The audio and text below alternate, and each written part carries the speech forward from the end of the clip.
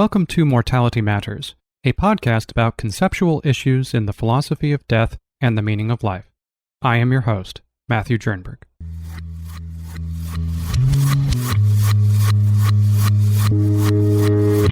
What does it mean to be immortal? In this episode, I'm covering Chapter 5 of John Martin Fischer's book, Death, Immortality, and Meaning in Life. So far, we've been considering how death can be bad for the one who dies. But, presuming for the moment that it is bad, what's the alternative?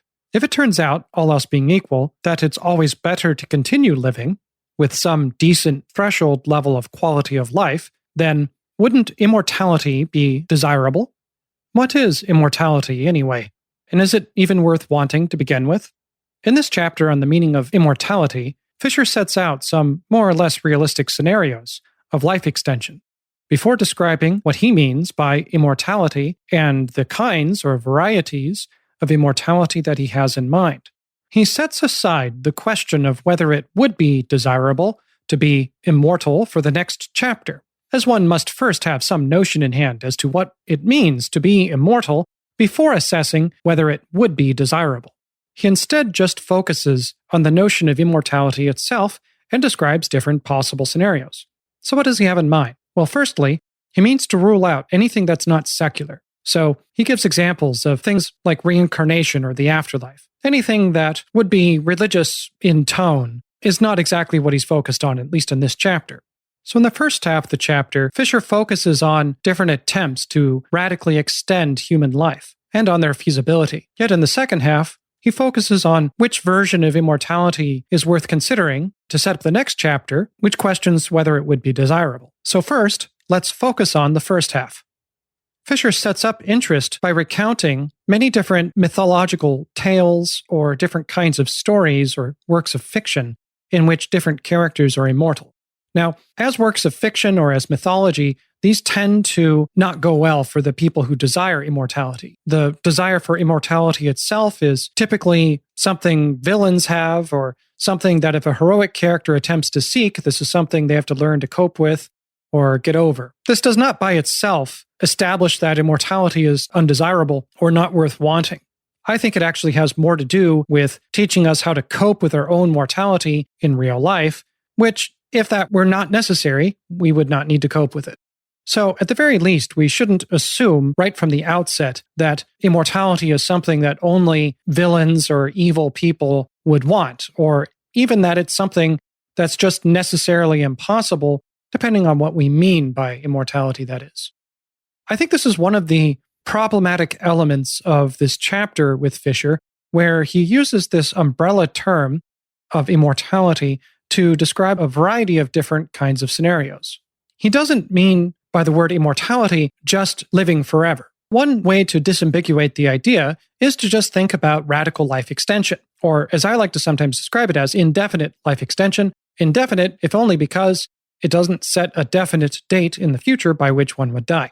It just more or less prolongs one's life, giving more quantity of life, if not also quality of life. So while Fischer describes different mythological tales or different works of fiction, for the most part, those details don't really concern me. I'm much more concerned with the philosophical content. Likewise, when he references a work on the history of life and death or the prolongation of life by Francis Bacon, that was written in the 1600s, and whatever recommendations it would have about how to extend your life, they aren't practical, they're not as scientifically informed as present day. And it's my understanding that recently there's been something of a growing literature on reducing aging, or thinking of aging as itself a disease or something problematic that should be treated or ameliorated. So I'm thinking here of works like Lifespan by David Sinclair or Ageless by Andrew Steele. So while I myself am not a scientist and I don't have any kind of training in medicine, as an observer of this growing industry, it seems actually quite interesting to me. And it's driven by a kind of optimism that there's something good about longevity and prolongation of one's own life. And so, as a philosopher, we can simply just ask ourselves, well, what's so good about that? Well, at the very minimum, it may be good in the same way that money is good. It's something that is just useful for the realization of other types of values. So money is as good as it is useful insofar as its purchasing power is concerned in obtaining other things which are not money. things like health or wellness, or things perhaps like pleasurable experiences, or even the circumstances in which one could live a fulfilling life. So it's more or less a means to an end, or what philosophers would describe as a merely instrumental good, or something of merely instrumental value. Likewise, you might think of quantity of life in a similar way, where it really has no value in and of itself. It's only as good as it is useful for the realization of other goods, things which have non-instrumental value. And I gave a few examples, like health, perhaps even reputation, or fame. Celebrity might be something of non-instrumental value, maybe, maybe not, but perhaps pleasure or virtue. These are better examples of certain types of values which are not merely means to an end, but perhaps should be ends in themselves. Among those, you might wonder, well, which is the most fundamental, or which is the condition that makes all other good things good? And that's a question for value theory. But nevertheless, whatever that is, it's most likely not mere quantity of life, but some consideration as to what quality of life consists in, such as pleasure, or what Aristotle would describe as eudaimonia, which is a kind of blessed condition of a good life or a good living, which is interestingly different from virtue. Nevertheless, whatever makes longevity or the prolongation of one's life something good, it seems to be as good as it is useful. So Fischer describes how in the year 1900, the average life expectancy was 47 years, and by the end of the 20th century, we're all the way up to 76 years. I think this is an American context. I don't think this is talking about average life expectancy over the entire planet. And of course, being American, we tend to presume that the rest of the world doesn't exist for some reason. It's a standard form of myopia. We should be suspicious about these figures. I think what is responsible for a statistic like that is the reduction of infant mortality and not actual prolongation of life, although that too has occurred, but not as dramatically. It's not as if there has been a 29-year increase among those people who had made it to age 50 in the year 1900 would live on average 29 years less than the people who have made it to age 50 by the year 2000. So one needs to be careful about some of the statistics, specifically about life expectancy. Just because the life expectancy rates on average for a general population were much, much lower, say 100 or 200 years ago, that doesn't mean that on that basis you can reasonably expect to have a much longer life individually today. Although you probably can for other reasons, infant mortality statistics radically decrease life expectancy averages in a given population. So we do have to be careful about those kinds of stats. Nevertheless, Fischer gives us a useful kind of definition where we can consider whether immortality is impossible or undesirable. So as he alludes to by some of these stories, such as when he references Christopher Marlowe's play, Dr. Faustus, there are certain people and certain writers or thinkers who regard immortality as not worth wanting and quite unvirtuous, or it's not worth wanting for some reason or another, or they think perhaps they're pessimistic about its feasibility in any way, shape, or form. And so they think, well, it doesn't matter because it's impossible. So, it's pointless to even discuss this. Fischer unhelpfully describes these people as immortality curmudgeons. So he uses the term curmudgeon, but I find that to be an overly pejorative term. I think it's rather to think of them as immortality pessimists, or to describe them in this way. I think that would be much better, because consider the proposition which optimists deny while pessimists affirm, that human nature is such that immortality is impossible or undesirable. So if you think that immortality is either impossible or undesirable, then I would describe you as a pessimist about immortality, whereas the contrary position, which denies this, is optimistic, where you say, well, it's both possible and desirable. That would be the contrary position, but you might consider either of those options. So perhaps you might think, like I do, that any immortality worth its name is impossible, and yet wouldn't it be better if it were real? My imagination is not limited to the realm of what's possible with our given laws of physics being as they are, and so much fiction involves what would be violations of the laws of physics. I mean, just look at Harry Potter or Tolkien or so many other works of fantasy or even science fiction like in Star Trek has all sorts of violations of the laws of nature. And yet, wouldn't it be cool if that was true? Isn't that not preferable or desirable in some way? So just because something isn't possible, at least given the laws of nature being as they are, I think we can desire it and we can prefer that the laws of nature were otherwise so as to render those scenarios possible. So for these folks, Fischer describes them as immortality optimists. These are people who do not think human nature is such that immortality would be impossible or undesirable. So the two main figures that advocate for radical life extension that Fischer considers in this chapter are Aubrey de Grey and Ray Kurzweil. Aubrey de Grey is perhaps most famous for his advocacy of a kind of biological life extension in which he characterizes aging as a kind of damage. More specifically, the accumulation of metabolic waste. Now, I'm not sure if that's the right definition of what aging consists in. I think the best way to characterize what aging is, mostly in terms of its biology, so there may be more accurate or precise ways that a biologist could characterize exactly what aging is that would be, say, common to not only humans, but to non-human animals and mice or plants or perhaps bacteria. I have no idea how far the concept of aging really should apply in its scope, and which organisms we can conceivably say as aging.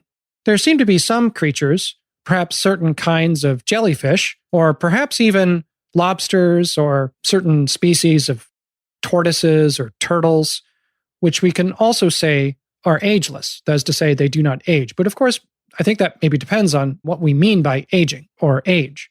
But not being a biologist, I'm going to kind of set that aside and consider what the ethical or the evaluative implications of aging are. So I think one advantage of agreeing with Aubrey de Grey that aging is a kind of damage, that aging is damage, so to speak, is, at least on my view of the harm of death, it's much more explicable to understand this sliding scale between when an organism is aging and when it begins the process of dying and when it eventually dies.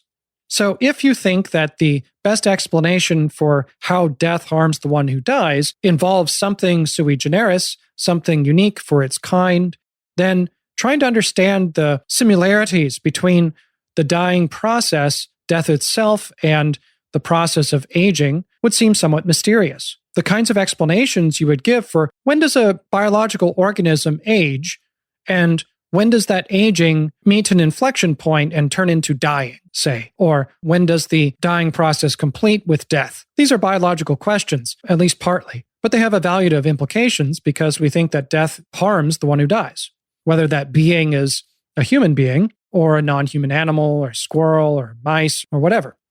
The view I endorse, what I call destructivism, holds that, much like any harm, mortal harm consists in loss of well-being at a time. To put it another way, what makes death bad for the one who dies is what makes life good for the one who lives, which I regard as actual considerations. So, what makes aging so damaging is the deterioration of quality of life for that organism. So again, whatever makes life worth living for that organism, for the given kind of being that it is, the degradation of that, or another way of putting it, the loss of quality of life, or well-being is another way I might describe that, is what constitutes the damage. Insofar as aging has an accumulation of metabolic waste, that waste is only damaging if it contributes to a loss of quality of life for that organism, for the kind of being that it is. If it did no such thing, it wouldn't matter, and it wouldn't actually be damaging. I mean, what would it be damaging after all, if it had no effect on one's quality of life? Now, of course, this effect need not be direct. It can have indirect effects, such as making age-related diseases much more likely, such as the propagation of cancers, which in turn themselves may have a more direct effect on one's quality of life by diminishing it. So I count indirect effects as well. What Aubrey de Grey advocates for is for a kind of escape velocity for longevity. So the hope is not that there will be some great breakthrough in biomedicine sometime in our life which would completely obtain agelessness and practical immortality right away. That's desirable, and it'd be great if it occurred, but that's not as realistic as something that's rather more incremental. So we achieve what he describes as longevity escape velocity if scientific progress and biomedicine would enable a further prolongation of life at a pace something greater of 1 year per year. So if our life expectancy were to increase by more than 1 year for each year that passes, then we will have achieved escape velocity, in the sense that we have reason to believe then that we would not die, at least from age-related disease or anything related to aging. Now, I actually favor Aubrey de Grey's hopes here as more practical because that becomes a little more obvious when we contrast that with Ray Kurzweil, who has a less biological notion of what immortality might be like if it were something, say, realistic into the future. So Kurzweil only considers our biological life extension as something of a first stage to radical life extension. But in turn, what would be necessary in order for our lives to be radically extended is something more mechanical. Perhaps we become cyborgs of some sort or another. Perhaps we are even able to mingle our brains in with technology somehow in ways that would allow us to tap the computational power of computers. In his way of putting it, we could have a non-biological form of thinking. And perhaps we could even upload our minds to the cloud or to the internet or whatever, some non-local form of storage.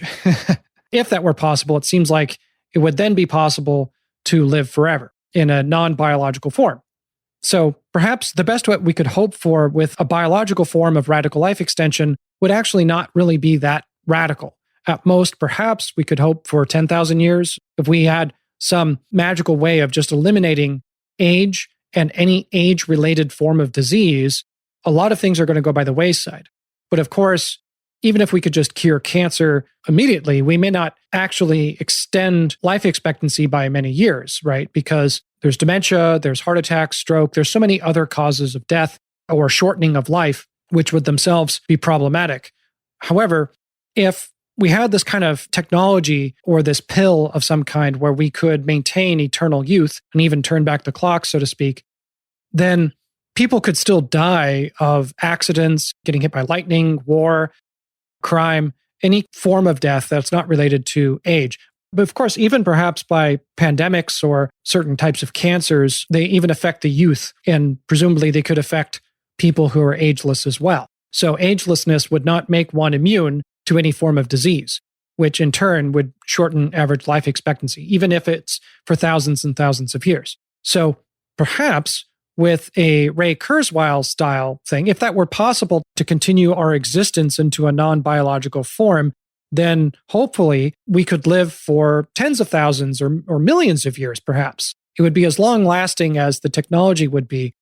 And perhaps given that parts of machines could be replaced without change in functionality, then it could be a lot longer than you might otherwise expect.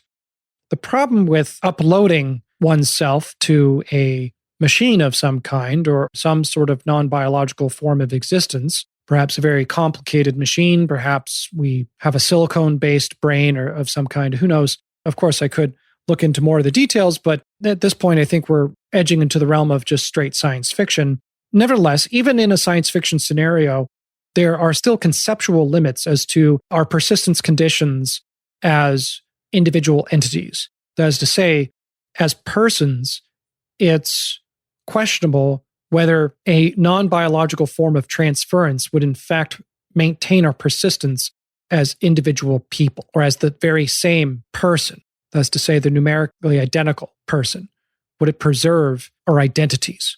So it may instead just create a duplicate that has all of the same inputs and outputs in terms of perceptions and actions and responses, but may in fact not be phenomenally conscious. There may be nothing it is like to be this type of being. It may just pretend or be something of a psychological duplicate of you minus your phenomenality or the feeling of what it is like to be you. And if indeed it turns out that it's impossible for any kind of machine to have phenomenality, to be conscious as we are conscious, then uploading would be itself impossible. Because the most you would be able to create would be some android of some kind that just simulates you and is a duplicate of you and behaves as you do, but is not you. And so when the person dies, then you just die. You're not transferred into anything. And furthermore, you might consider an uploading scenario where you attempt to upload yourself, but something goes wrong in the process and your biological self doesn't die. In that scenario, are there two of you? Or rather, is the android creature just a duplicate of you that behaves like you but is not you? So this would not be a way of preserving our lives. It would be a way of creating things that resemble us but are not us. So Kurzweil seems to be making some pretty strong assumptions about the nature of personal identity and the nature of consciousness, which are probably false. Fischer points this out and considers whether embodiment might be essential to our nature as persons. But I don't think embodiment is really the relevant relation here, because I just described androids, for instance. Well, those can be embodied and they can have a local form of computational ability. It needn't be in the cloud. And yet, even in that scenario, a transference may be impossible, where one preserves oneself by becoming the android somehow. Now, one explanation for this might be this view of personal identity called animalism by Erik Olson. I'm not entirely convinced that animalism is even a theory of personal identity at all, although in the literature on personal identity and metaphysics, it's certainly treated as such. However, Olson's primary question that he attempts to answer is, what are we? And not, how do we persist over time? Which is a very different kind of question, and they yield very different kinds of answers. For instance, I'm not sure that what we are is itself a question of personal identity, and instead not a question of categorization. Now, Olson puts it in terms of what we are most fundamentally, as if there was a fundamental fact about our personal identity, which his theory is attempting to answer. He gives an argument that we are animals based on how many things are sitting in our chair. I find the argument quite unpersuasive. And in fact, when attempting to formulate different versions of it, I ended up giving multiple incompatible versions of the same argument. So I'm not sure he's even giving a theory of personal identity to begin with, and not just a theory of categorization of what we are fundamentally, if there is such a fundamental fact about us. And further, the arguments he gives, I perhaps shouldn't go into too much detail on that. I'm not covering his work, but let me just say that I found them unpersuasive. Nevertheless, there are other theories of personal identity, and on none that I'm familiar with would it be altogether that plausible that something like uploading to a non-local form of storage in a cloud would be a way of preserving one's personal identity. I gave some problematic cases. Perhaps there are versions of personal identity, perhaps more psychological versions, paired with some kind of reductive view of our psychology, which would make sense of Kurzweil's statements about uploading our minds as a means of preserving ourselves. But on any body theory, that's just going to be false. That's to say, if what we are most fundamentally are bodies, such that what it takes for us to preserve ourselves over time is just the identity conditions for when one body is the same as another body at two different times, well, under those kinds of theories, or any kind of non-psychological theory, it seems like that wouldn't work. Perhaps if what we most fundamentally are souls, if we have souls, and it's not that we have souls, that we are souls that have bodies, right? So that's the soul theory. If we have a soul, and that's what preserves ourselves over time, such that if you're wondering in any kind of body swap case, whether it's the same person or not, if you could have a way of detecting the soul, where did the soul go? That's where the person would go. So under that kind of soul theory, you might think it could be possible to upload yourself, but even then, it's unclear what the attachment conditions for the soul are. Does it require a body that's biological in order to attach itself to a body such that you have the body? That's not clear. It depends on the theory, I suppose. But I think embodiment would be necessary in some sort of local form. So on a soul theory of personal identity, it may be possible to live on as an android, but I don't think you could live in the cloud. I'm not sure how you can even be an individual. It's like a water drop returning to the ocean. It de-individuates you. Nevertheless, supposing that was even possible, there are some other problematic scenarios, such as episodes of Black Mirror or something similarly dystopian, where some evil genius takes over the computer and can just trap you. Presumably, if we had vast populations of digital people existing purely in the cloud, they would have to have some sort of rights, so they couldn't be abused or tortured or cast aside. Of course, those rights may need to be balanced with the costs for maintenance and other kinds of expense necessary to preserve them, if that were even possible. Fischer's point here is just because your life would be simulated doesn't mean that it would be desirable, even if it were endless in this simulated world. The last version of radical life extension that Fischer considers is cryogenic preservation. Although he doesn't spend very much time on it, this in prior literature has been considered and I think rejected as a means of preserving one's life, because I think the freezing process kills you. It destroys your cells, so you're not able to be thawed even by future technology, presuming that was possible. Nevertheless, suppose it's not cryogenic, but some other modes of preservation, I'm not sure how, perhaps chemical, or there was some unknown means of more or less just putting you in stasis for some prolonged period of time. Well, if that were the case, I'm not sure that's a form of radical life extension insofar as, well, when you're in stasis, you're neither alive nor dead. Whatever vital processes are keeping you alive are active phenomenon that are going on, like your heartbeat or your respiration system. Whatever vital processes are going on need to actually be doing things in order to live.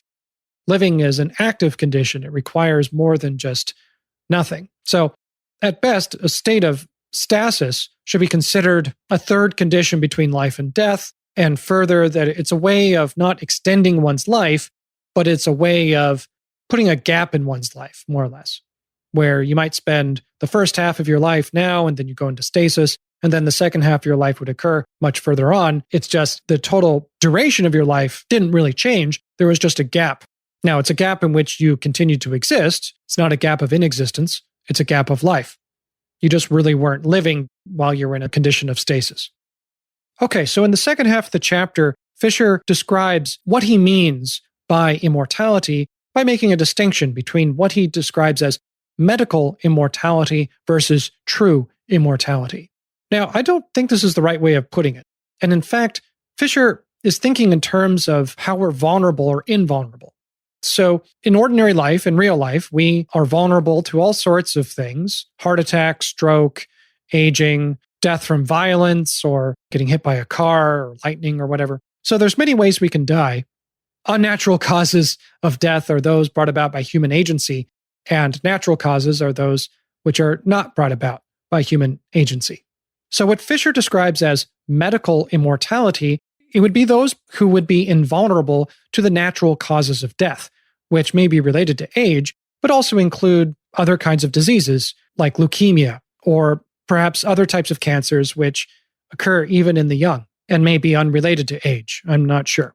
But like a heart attack or a stroke or other kinds of catastrophic internal biological events. And so Fischer's thought is that if you are invulnerable to the natural causes of death, then you have what he describes as medical immortality. And this is to be distinguished from those who just can't die at all because they're invulnerable to death in any way, shape, or form. And these people are truly immortal. So even if they get nuked by a nuclear bomb or something, they're going to somehow survive. Maybe they'll survive like Superman, or maybe they'll be pulverized into a million pieces that eventually come back together and reform the person in a later time. Who knows exactly how it works? It just depends on the scenario one has in mind. I don't think this is a good way of describing what we mean by immortality. On the one hand, we might be thinking about radical life extension. And that's the more practical way of thinking about something perhaps more desirable or worth wanting. It's just the prolongation of our lives. So that's worth wanting as long as life is worth living. And if you have more life, we have some good reason to continue it. This isn't to say, though, that life is always worth wanting. It's just a dispositive value that may be overridden by other values, but is nevertheless good. So life extension, whether modest or radical, is one form that I don't even think we should even use the term immortality to describe that. I think when we think about immortality, the relevant contrast is with what?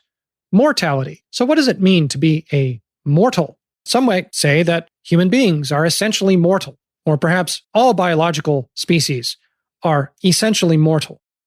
What does that mean? Well, you might define mortality in terms of death by saying that something is mortal if and only if there is some time at which it dies, perhaps in the future.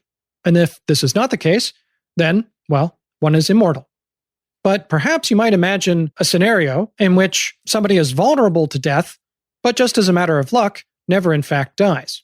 Now, I don't think this would be in our physical universe. Perhaps if you've seen the show The Good Place, those people were human who died, and they somehow survived their death and are now alive in this other place. It looks just like ordinary life, except with more yogurt, and they can continue living indefinitely there. There's no end to the number of days. It has a day-night cycle. Time appears to continue in this other place, and yet they don't age.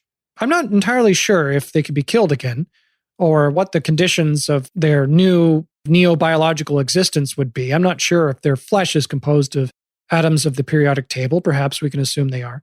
Could they hurt each other? Could they cause tissue damage? Maybe. What would happen? Who knows? Would they just wake up the next day perfectly healthy again? I have no idea. But the thought is, if that's the immortality scenario we have in mind, where it's just like ordinary life, except the sun won't go nova, there won't be heat death of the universe, and it will just kind of continue forever. If that was the case, then that's a pretty favorable condition, right? And if we're trying to think about, well, what version of immortality is worth wanting, if any, well, clearly, if the conditions would be the heat death of the universe, you just floating around individually by yourself in isolation, in which your body somehow has the Superman-like invincibility, and yet the rest of the universe doesn't. And so the rest of the universe decays and withers away to nothing, or at least withers away so that there's no more heat and no more physical interactions that are at least detectable by you. You're just floating around in the void. That really would not be a desirable way to live. I mean, the hope would be if it ever came to that, then you could have a button to kind of kill yourself or something. It might actually be worth doing at that point, or perhaps even sooner, but not that soon. We want to extend our lives at least while the living is good, right? We can maintain some threshold level of quality of life with our relationships with other humans, for instance, or in our time on Earth. However, the people in the good place don't have a time at which they die. That's to say, at which they cease to exist. I mean, I don't want to spoil the ending. So perhaps just by saying that I spoiled the ending, I'm not sure. But this is a scenario in which people could continue to exist indefinitely. They don't age. I don't know if they're invincible or not. But suppose, just as a matter of accident, nobody attempts to kill anyone else. In that scenario, you might ask yourself if immortality is worth wanting like that. According to Fischer's definitions, the people in the good place would be truly immortal. They wouldn't just have medical immortality because, I mean, the demons talk about doing certain acts of torture, which if they were ordinary humans, they would just die. It's kind of absurd, some of the extent of torture. There are things that would just kill ordinary humans, but apparently in this world, that doesn't happen. They can continue to exist and be tortured some more. So the people of the good place are truly immortal. They're not just medically immortal. But Fischer wants to focus on medical immortality, which I don't think of as immortality at all. I just think of it as agelessness, or it's agelessness plus some immunities to certain diseases and other things that would cause death. It's not quite mere agelessness. Medical immortality requires an invulnerability to any natural cause of death. So I'm not sure if the heat death of the universe or even the supernova of the sun or the nova of the sun would count as a natural cause of death. I think it should, but under his definition, perhaps medically immortal people could fall down cliffs and the sun could go nova and they would still survive somehow. So I'm not sure exactly what they're invulnerable to, but I don't think invulnerability is the right way of characterizing immortality at all, because invulnerability is itself something of a modal notion. It's saying that there are certain conditions that one is not vulnerable to. That is to say, in certain counterfactual scenarios, if one were to fall down a cliff or get in a car crash or be shot by a gun, one would not be hurt by any of those things if one is invulnerable to those things. So I don't like to describe things in purely modal notions without further analysis. I think a better way of putting it, well, if we're immortal, that is to say we're not mortal.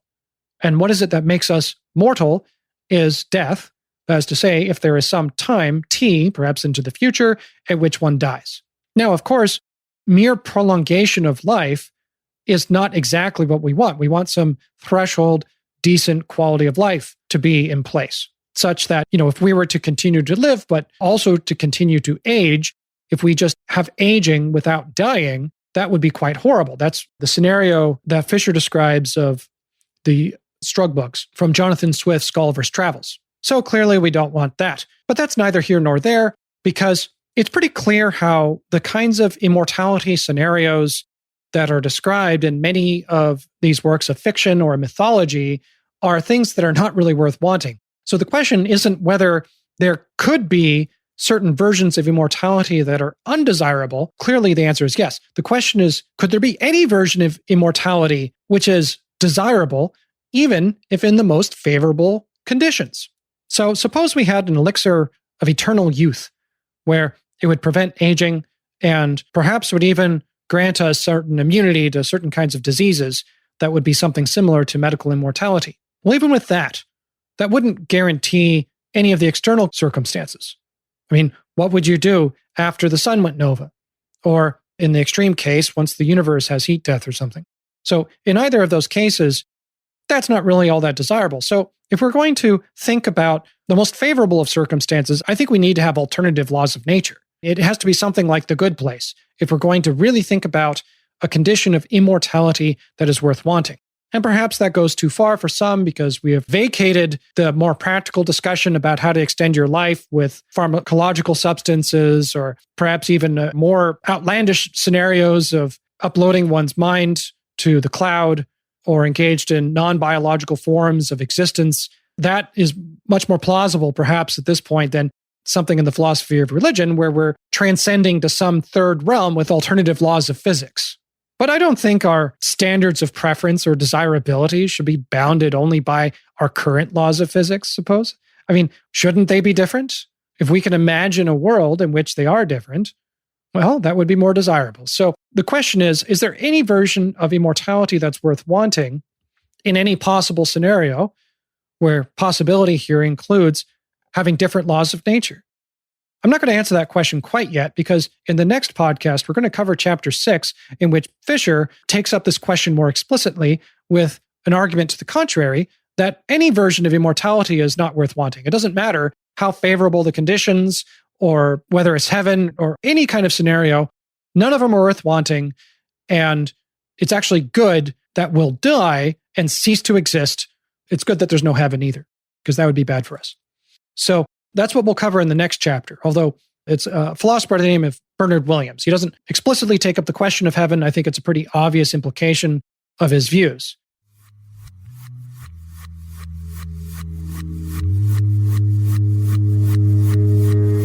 All right. So in this episode, I discussed what Fischer means by immortality, insofar as he distinguishes between medical and true immortality, both of which he conceives as kinds of invulnerability to causes of death, whether those causes are natural causes, which yields medical immortality, or whether they're just any old cause, such that one cannot die, no matter what, and that would be true immortality. I don't think those definitions work. I offered my own as defining our condition of mortality in terms of there being a time at which we do die, in an actual sequence of events, I might add, and not merely possible sequences of events. And we are immortal if that's not the case. I think this is a better definition because it means everything is either mortal or not. That is to say, everything that could die, or any kind of biological being to which the concept would have application. So we briefly touched upon different advocates of life extension in the form of Aubrey de Grey and his advocacy of a biological form of life extension, and Ray Kurzweil with his advocacy of a non-biological form of life extension.